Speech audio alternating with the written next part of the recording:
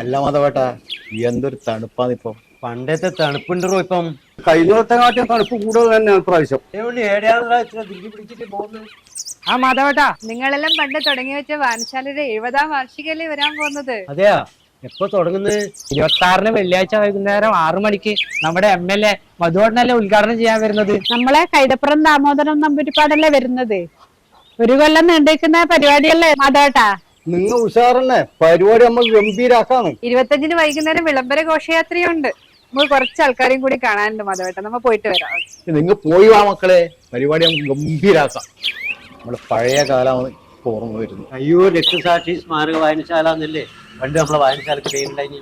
അല്ല മാധവട്ടാ, നമ്മള് വായനശാലക്ക് ഈ പേര് വരാൻ കാരണം 1954 അന്നത്തെ വീഡിയോ ആയിരുന്ന EK പണിക്കർ നമ്മുടെ വായനശാലയ്ക്ക് സാമ്പത്തിക സഹായം നൽകി. ഗവൺമെന്റിന്റെ സാമ്പത്തിക സഹായം കിട്ടി.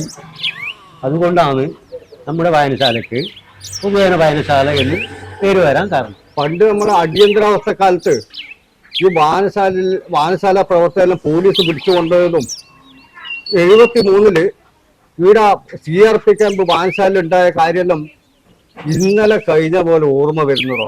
എടോ, നമ്മള് കുറുമ്പൂർ സ്കൂളിന് സ്ഥലം കൊടുത്തത് വായനശാലയല്ലേ?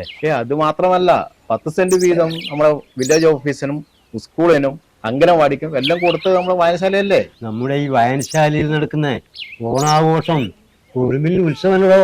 അതുകൊണ്ടല്ലടോ നമ്മളെ ചെറുപ്പക്കാരനും മറ്റു തോന്നിയാസത്തിനൊന്നും പോവാണ്ട് വായനശാലയിൽ നമ്മളെ നാട്ടിനെല്ലാം സംരക്ഷിച്ചു കൊണ്ടുവന്ന്.